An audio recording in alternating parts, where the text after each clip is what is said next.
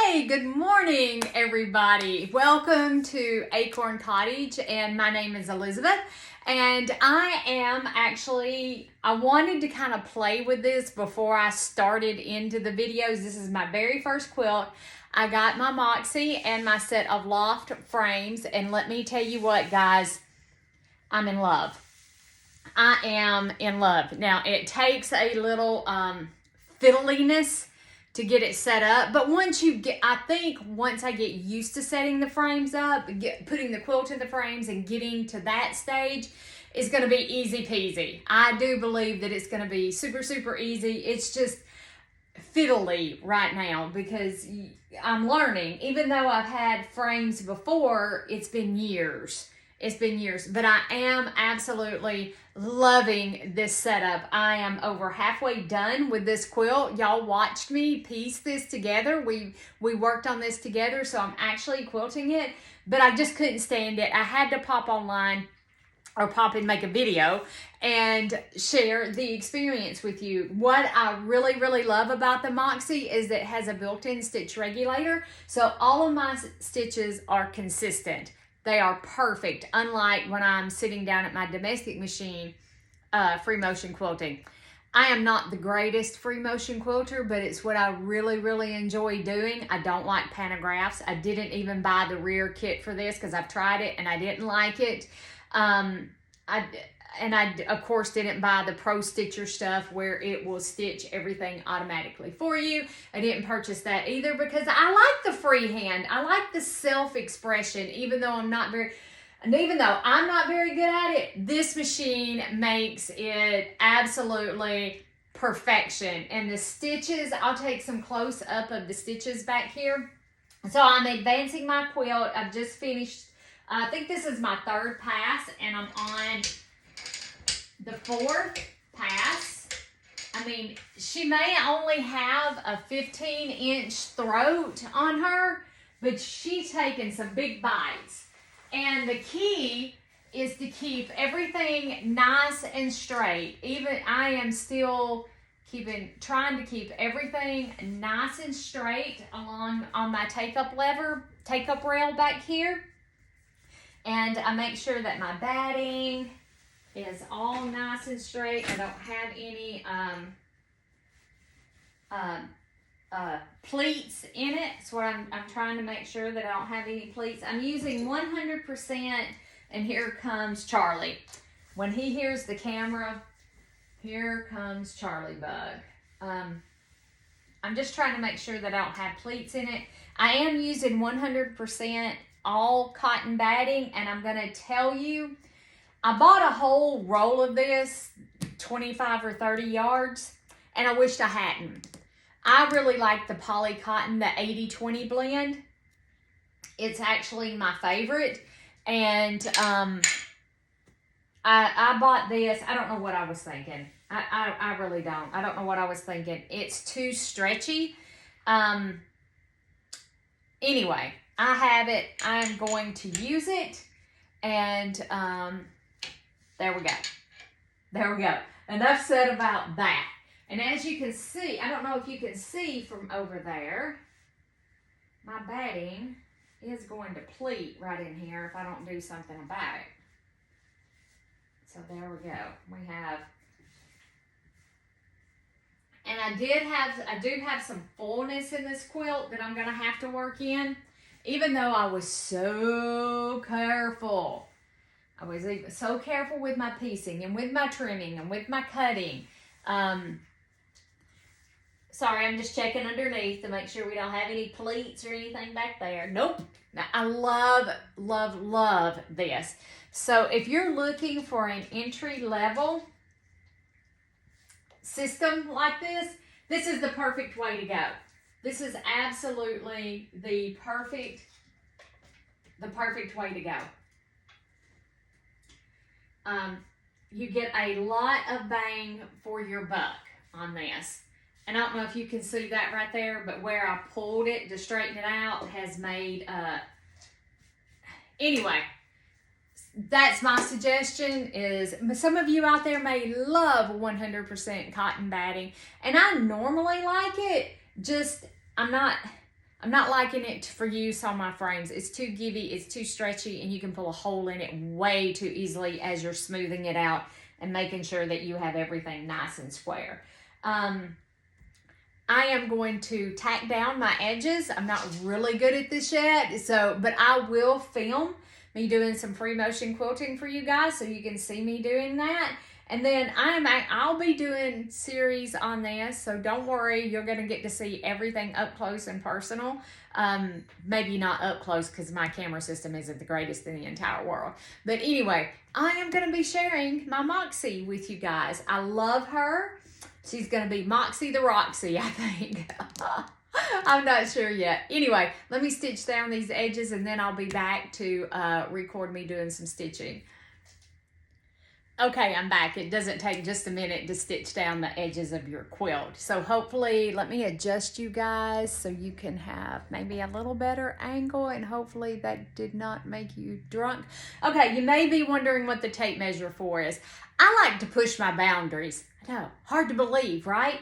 So I have some of these. Oh, where'd I put them? I have some of these really big clips that I received in my Sew Sampler box. I know y'all probably so sick of hearing me say Sew Sampler. But anyway, they work excellent because they have a huge bite or a big bite compared to your little bitty ones. So these, let me show you. Let me take them out of the pack. I'll show it to you. See? These are much, much bigger and have a much, much bigger bite. So they work excellent for holding down my tape measure. This tape measure is 120 inches. So I stretch it how far I can come this way and attach it with 2 of those clips on each end of my quilt. And that helps to hold. I know that I can't come any closer to me than this right here because of my throat space. Because the more that we roll up back here, we do lose a little depth on our throat, which is fine.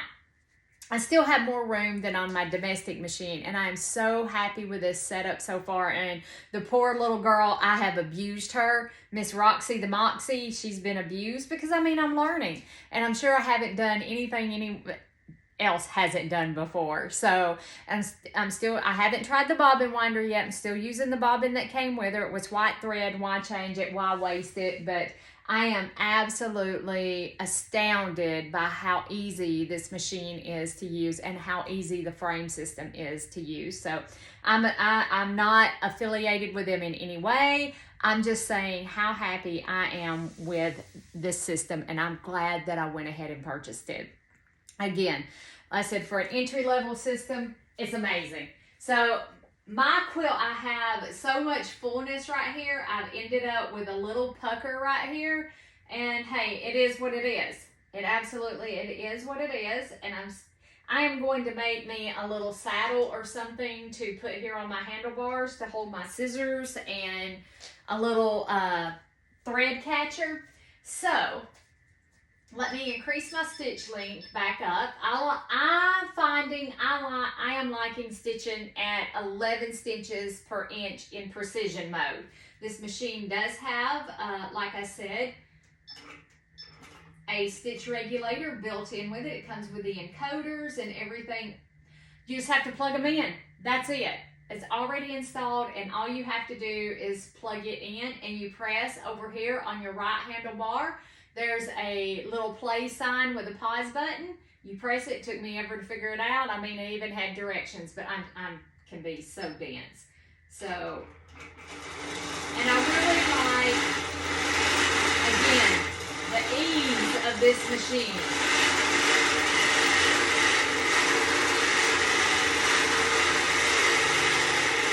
And I'm doing just a simple meander, and that was me going way too fast. It tells you, gives you a little bead, because again, we're using precision mode, and it can only keep up with you going so fast.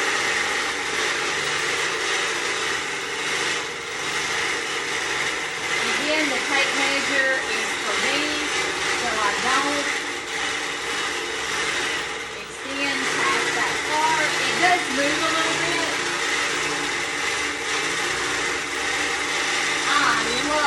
doing stitching.